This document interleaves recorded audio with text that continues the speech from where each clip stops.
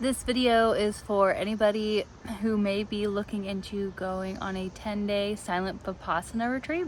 I hope this provides some insights for you and does not scare you from going.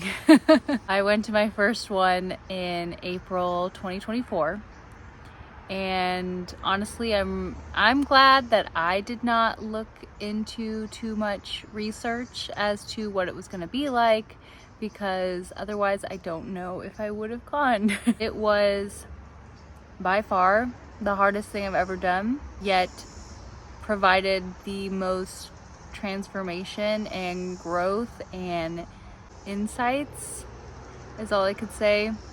When you begin, it will probably feel like a jail or a rehab center all in one. It kind of felt like my own personal torture chamber at the beginning. I was just not excited to be sitting for 10 plus hours a day, mostly inside. Kind of just makes you appreciate everything even more on the other side. Another thing is that it will hurt. Your body will hurt. That is inevitable. Kind of just like working out a new muscle. Anytime you are working something or doing something different to your body that it's not used to, it's going to react and yell back. Know that the pain does subside, and that's kind of part of the experience of what you learn in Vipassana, is that everything is temporary, even the pains in your body, and you build the muscle memory, and it gets easier over time.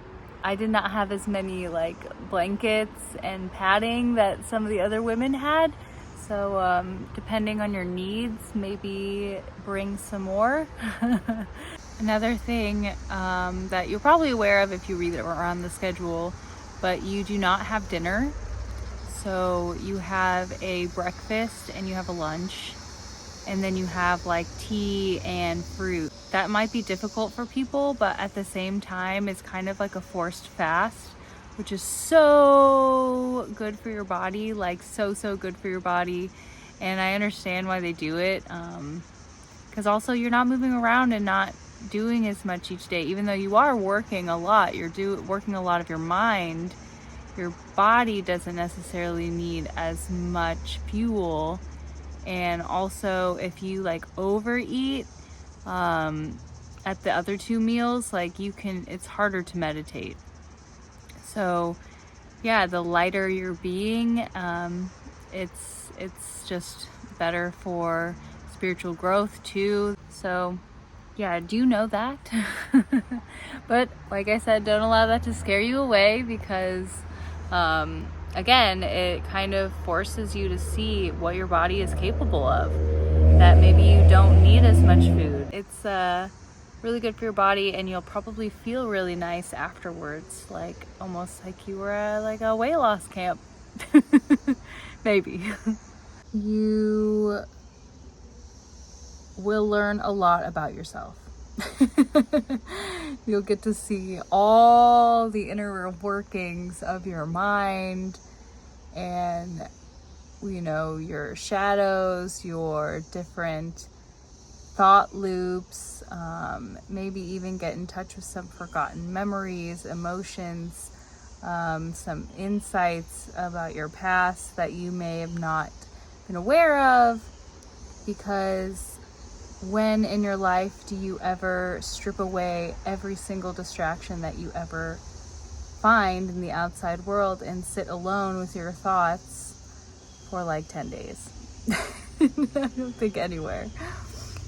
But technically you're not really supposed to be thinking. You're supposed to be focusing your mind on your breath and on your body sensations. But at the very beginning, it's really hard to focus the mind, and you get to see that where it wanders to and what are those perpetual thoughts, and kind of be able to, throughout the process, find a closure for those thoughts, quiet them down, kind of be able to contain them, remove them, let them quieting the mind. The walks outside, the daily time in between meditations, will be your saving grace and the highlight of your day at times. At least they were for me, other than meals. You will really get to appreciate nature and moving your body more as you're not doing it as much. Those walks, you get to kind of really process everything that's happening too. Well, I don't want to make this too long, and I've already listed a lot, so hopefully that provides some insights for you. Super powerful transformational experience. I hope you dive in. Quieting the mind is so important for our healing, our health, because everything starts in the mind. So if you can control and purify and quiet the mind, you can heal your whole body and your whole life, which I talk about in my book, Seeds for Self-Healing. If you would like to get your own copy, description is in the link below. And thanks for watching.